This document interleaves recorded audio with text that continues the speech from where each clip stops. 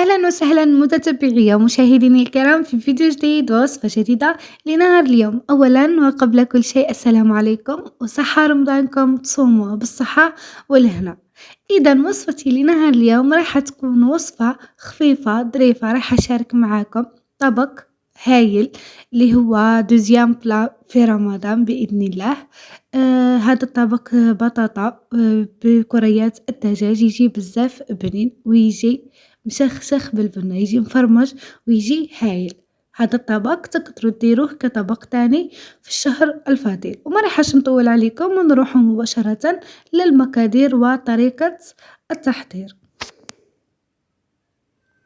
واش نحتاجو في الجراتان تاعنا؟ نحتاجو هنايا أنا عندي صدر تاع دجاج، وانتوما تقدروا ديروا غير نصف صدر دجاج ويدير لكم كمية ما شاء الله عليها. عندي هنايا القليل من المعدنوس، وعندي حوالي 2 فصوص تاع توم، وعندي هنايا بصلة صغيرة ربيتها ونحيت لها الماء تاعها، يجيبكم حوالي 2 مغارف كبار تاع البصل. عندي هنايا التوابل اللي هما توابل الدجاج، توابل الشاورما، وعندي شوية كمون وملح وفلفل حلو أحمر باش يمدلنا اللون لهداك الدجاج. وأكيد تقدروا تزيدوا أي توابل نتوما تحبوهم. هنايا مزجتهم كامل مع بعضاهم، وبعد ما مزجتهم وامتزجوا لي المكونات راح نغطيه ونخليه في الثلاجة حوالي نصف ساعة ولا حتى توجدوا هاد لاصوص.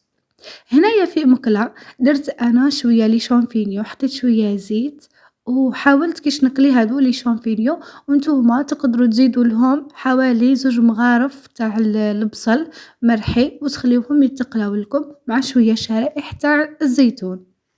وهنايا رايحة ندير هنايا صلصة الجبن اللي رايحة ندير فيها لا كريم فريش الكمية اللي تحبوا نتوما، مع شوية جبن المبشور وجبن المثلثات. يعني هاد الكريمة تجي بزاف بنينة لهاد القراطة. أما بالنسبة اللي ما عندهاش لي شامبينيون تقدر تعوضو بشوية زيتون وديرلو شوية بصل وتقليه، أكيد بعد ما تتخلص من الملوحة تاعو وديرو. يعني هنايا ماشي شرط ديرو لي شامبينيون، أنا برك هنايا حمصتهم بشوية زيت فقط، يعني ما كانت عندي كمية قليلة. هنايا بعد ما سخنت لي لا كريم فريش رايحة نضيف عليها الجبن المثلثات والجبن المبشور ونخليها تذوب. هنايا جبت البلا تاعي ولا المول الزجاجي، ولا تقدروا نتوما تحطوا في أي حاجة تحبوها سنيوة، المهم تدخل للفرن. هنايا جبت كطبقة أولى درت هنايا بطاطا مقلية، كنت قليتها وقصيتها مربعات كيما كتشوفوا، وقليتها وحطيتها كطبقة سفلية، وزيد درت هنايا لو شامبينيو هادوك ورايحة نوزعهم بهذا الشكل. هنايا زيد جبت أنا شوية زيتون إفيلي درته من الفوق، وهنايا جبت صلصة الجبن تاعي رايحة نحط هكذا شوية فوقهم باش ما تجيليش البطاطا ناشفة ومن بعد. ومام هذاك لي شامبينيو يزيدو يوليو بنان بزاف بزاف. هذه صلصة الجبن بزاف بنينة، رايحة نوزع هكذا عليها. وزيدوا هنايا تجيبوا شوية جبن مبشور زيدوا تحطوه فوق هذاك الزيتون ولي شامبينيو، ولكم الاختيار. هنايا جبت الدجاج تاعي بعد ما دهنت يديا بالزيت رايح يساعدوني بزاف باش نشكلهم دوائر. وبالنسبة لي ما يحبوش يحطوا الدجاج هكذا تقدروا تقليوهم في الزيت ومن بعد تحطوا هاد المرحلة ولا ديروا هاد المرحلة. كي تقليوهم يزيدو يمدولكم بنة بزاف هايلة، يعني أحسن من هكذا. أنا ما كانش عندي الوقت على بها حطيتهم هكذا ميم وجاو بنانين. درتهم دوائر وستفتهم في البلاطو تاعي بهذه الطريقة.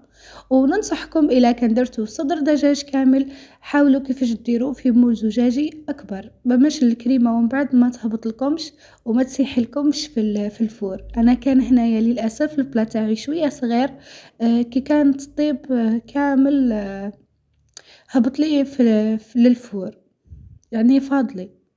هنايا جبت الكريمة اللي بقات لي حطيت لها شوية معدنوس وحطيت لها من الفوق ليبولات باش كي يطيبوا ما يطيبوش ناشفين، يعني بزاف يجي بنين هاد البلا.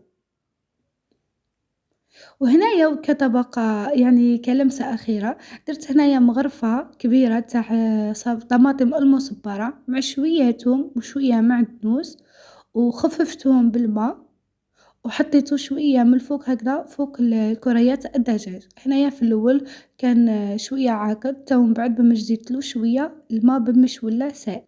في هذه المرحلة راه نكون أنا شعلت الفرن حوالي 5 دقايق من قبل، ورايحة نحط البلا تاعي في الرف الوسطاني، نكون شعّلتلو من التحت ونخليه يطيب حوالي 25 دقيقة، بعد ما نشوف هاذيك الكريمة بدات تغلالي وتقريبًا الدجاج تاعي طاب من الأسفل شوية، رايحة نعاود نهز المول تاعي نشعّلو للفرن من الفوق ونهبطو للرف الوسطاني حتى يدي لي هذاك الدجاج التحميرة من الفوق ويطيب لي. راح نزيد نضيف له شوية جبن مبشور أكيد يكون اختياري، حتى نشوفه داب لي رايحة نخرجه. هذا هو الطبق تاعي لنهار اليوم، نتمنى إنه يعجبكم ونتمنى إنكم تجربوه.